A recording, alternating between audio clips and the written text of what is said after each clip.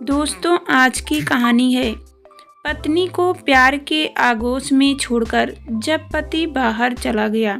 कहानी पसंद आए तो वीडियो को लाइक और सब्सक्राइब जरूर करना।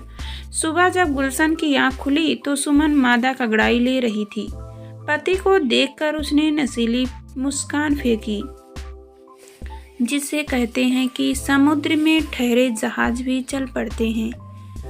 अचानक गुलशन गहरी ठंडी सांस छोड़ने को मजबूर हो गया। काश पिछले 20 वर्ष लौट आते।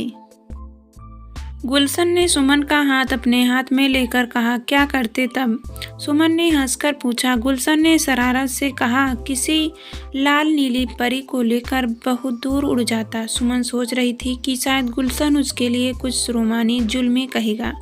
थोड़ी देर पहले जो सुबह सुहावनी लग रही थी और बहुत कुछ मनभावन आशाएं लेकर आई थी, अचानक फीकी सी लगने लगी। मैं तुम्हारे लिए कुछ नहीं, सुमन ने शब्दों पर जोर देते हुए पूछा।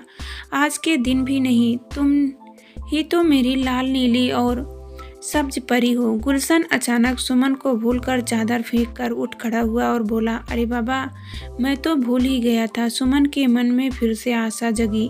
क्या भूल गए थे? बड़ी जरूरी मीटिंग है, थोड़ा जल्दी जाना है। कहते कहते गुलशन स्नान घर में घुस गया। सुमन का चेहरा फिर से मुरझा गया। गुलशन 50 करोड़ रुपए की संपत्ति वाले एक कारखाने का प्रबंध निर्देशक था।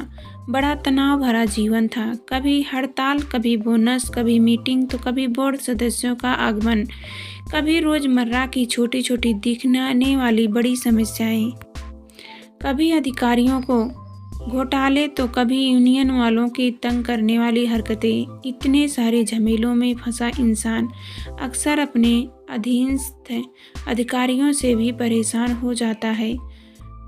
परमदर्शनताओं ने उसे यही समझाया है कि इतनी परेशानियों के लिए वह खुद जिम्मेदार है। वह अपने अधीनस्थ अधिकारियों में पूरा विश्वास नहीं रखता। वह कार्य विभाजन में भी विश्वास नहीं रखता। जल्दी जल्दी उसने एक टोस्ट खाया और एक गिलास दूध पीकर ब्रीफ केस उठाया। सुमन उसके चेहरे को देख रही थी, शायद अभी भी कुछ कहे, पर पति के चेहरे पर केवल तनाव की रेखाएं थीं। कोमल भावनाओं का तो मनोनिवास निशान तक न था। गुलशन की कार के स्टार्ट होने की आवाज़ आई। सुमन ने ठंडी सांस ली। जब गुलशन छोटा अधिकारी था और वेतन भी मामूली था, तब उनका जीवन कितना सुखी था। एक अव्यस्त प्यार का सुखद प्रतीक था, आत्मीयता का सागर था। परंतु आज सब कुछ होते हुए भी कुछ नहीं। दोपहर के 12 बजे थे।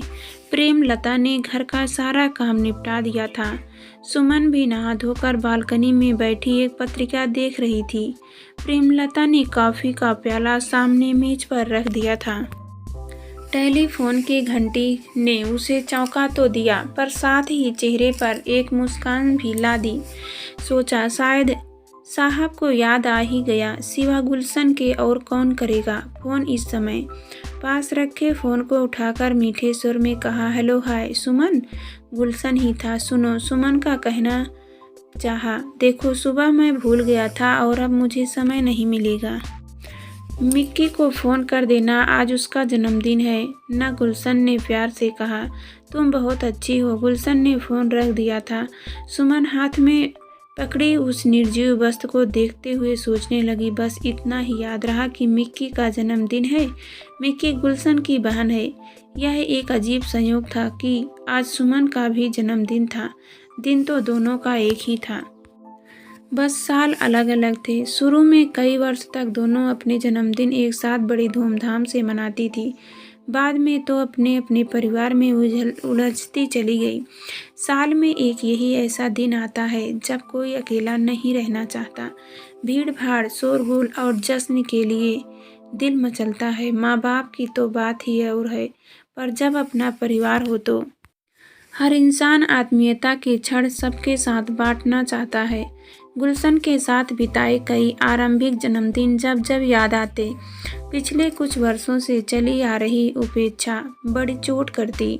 कोई बात नहीं, तरक्की और बहुत ऊंचा जाने की कामना अनेक त्याग मांगती है। इस त्याग का सबसे पहला शिकार पत्नी तो होगी ही, और अगर स्त्री ऊंची उड़ान भरती है तो पति से दूर होने लगती है। सुमन कुछ ऐसी ही विचारधारा में खोई हुई थी कि फोन की घंटी ने उसकी तंद्रा भंग कर दी। हेलो, उसने उदास स्वर में कहा। हाय, मैं अलका ने लिखते फूल की तरह उत्साह से कहा। जन्मदिन मुबारक हो बेटी। अलका मासूरी में एक स्कूल में पढ़ती है और वहीं हॉस्टल में रहती है। धन्यवाद बेटी, सुमन ने पुलकित स्वर में कहा। कैसी है तू? अरे मुझे क्या होगा माँ, पहले यह बताओ क्या पक रहा है जन्मदिन की खुशी में? अलका ने हंसकर पूछा। आ जाऊँ? आजा, बहुत याद आ रही है तेरी, सुमन ने प्यार से कहा। माँ, मुझे भी तुम्हारी दूरी अब अच्छी नहीं लग रही है, अलका ने चौंकने के स्वर में कहा। रे 12:30 बजने वाले हैं, चलती हूँ माँ, कक्षा में जाना है। ठीक है बेटी, अच्छी तरह पढ़ना, अच्छे नंबरों से पास होना, अपनी सेहत का ध्यान रखना और रुपयों की ज़रूरत हो तो फ़ोन कर देना। सुमन ने जल्दी जल्दी से सब दोहरा दिया, जिसे दोहराते वह अभी थकती नहीं। अलका खिलखिला पड़ी। माँ, क्या सारी माएँ तुम्हारी तरह ही होती हैं? कभी तो हम मूर्ख संतानों को अपने हाल पर छोड़ दिया करो। अभी थोड़ी समझेगी तो अलका ने बात काटते हुए कहा। जब माँ बनोगी तो जानोगी। अरे माँ, बाकी का संवाद मुँह ज़बानी याद ही है। ठीक है, जा रही हूँ, देर हो रही है। सुमन के चेहरे पर खिन्न मुस्कान थी। ये आजकल के बच्चे तो बस धीरे से सोचते हुए फ़ोन बंद करके रख दिया। कम से कम बेटी को तो याद आई, इतनी दूर है पर माँ का जन्मदिन नहीं भूलती। संध्या के 5 बज रहे थे। क्या गुलशन को जल्दी आने के लिए फ़ोन करें?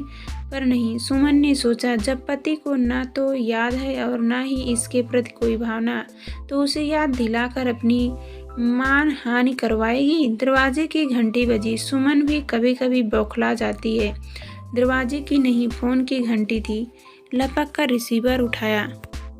हेलो, सुमन का स्वर भर्रा गया। हाय माँ, जन्मदिन मुबारक। न्यूयॉर्क से बेटे मन्नू का फ़ोन था। सुमन की आंखों में आंसू आ गए और आवाज़ सी भीग गई। बेटे, माँ की याद आ गई? क्यों माँ? मन्नू ने शिकायती स्वर में पूछा। दूर होने से क्या तुम माँ नहीं रही? अरे माँ, जैसा बेटा, मेरे जैसा बेटा तुम्हें कहाँ मिलेगा? चल हट, झूठ कहीं का, सुमन ने मुस्कुराने की कोशिश करते हुए कहा। शादी होने के बाद कोई बेटा माँ का नहीं रहता माँ, मन्नू ने सुमन को सदा अच्छा लगने वाला संवाद दोहराया। इसीलिए तो मैंने कभी शादी न करने का फैसला कर लिया है। मूर्ख बनने के लिए माँ ही तो है ना? सुमन ने हंसते हुए पूछा। क्या वजह है तेरे देश में? समय पूछकर क्या करोगी माँ? यह तो 24 घंटे बस काम का समय रहता है। अच्छा, पिताजी को प्रणाम कहना, और हाँ, मेरे लिए केक बचा कर रख लेना। मन्नू जल्दी जल्दी बोल रहा था। माँ, एक बार फिर तुम्हारा जन्मदिन हर साल आए और बस आता ही रहे, कहते हुए मन्नू ने फ़ोन बंद कर दिया था। थोड़ी देर बाद फिर फ़ोन बजा। हेलो, सुमन ने आशा से कहा। मैडम, मैं हेनरीटा बोल रही हूँ, गुलशन की निजी सचिव ने कहा। साहब को आने में बहुत देर हो जाएगी, आप इंतज़ार ना करें। क्यों? सुमन लगभग चीख पड़ी। जी, जर्मनी से जो प्रतिनिधि आए हैं उनके साथ रात्रि भोज है, पता नहीं कितनी देर लग जाए। हेनरीटा ने अचानक चहक कर कहा। क्षमा करें मैडम, आपको जन्मदिन की बधाई। मैं तो भूल ही गई थी, धन्यवाद, सुमन ने निराश से बुझे स्वर में पूछा। साहब ने और कुछ कहा? जी नहीं, बहुत व्यस्त है, 1 मिनट का भी समय नहीं मिला। जर्मनी के प्रतिनिधियों से सहयोग के विषय में बड़ी महत्वपूर्ण बातें हो रही है। हेनरीटा ने इस तरह कहा मानो ये सब बातें वह स्वयं कर रही हो। ओह, सुमन के हाथ से रिसीवर लगभग फिसल गया। घंटी बजी, पर इस बार फ़ोन की नहीं, दरवाजे की घंटी थी। प्रेमलता को जाते देख उसे बातें करते सुना। जब रहा नहीं गया तो सुमन ने ऊंचे स्वर में पूछा। कौन है? प्रेमलता जब आई तो उसके हाथ में फूलों का एक सुंदर गुलदस्ता था। खिले गुलाब देखकर सुमन का चेहरा खिल उठा। चलो, इतना तो सोचा। श्रीमान ने गुलदस्ते की एक साथ कार्ड भी था। जन्मदिन की बधाई। भेजने वाले का नाम स्वरूप गुलशन का मित्र था। सुमन ने एक गहरी सांस ली और प्रेमलता को उससे मेज पर रखने का आदेश दिया। सुमन सोचने लगी, आज स्वरूप जी को उसके जन्मदिन की याद कैसे आ गई। अधरों पर मुस्कान आ गई। जब फोन करके उन्हें धन्यवाद देना पड़ेगा। कुछ ही देर बाद फिर दरवाजे की घंटी बजी। प्रेमलता ने आने वालों से कुछ वार्तालाप किया और फिर सुमन को एक बड़ा सा गुलदस्ता पेश किया।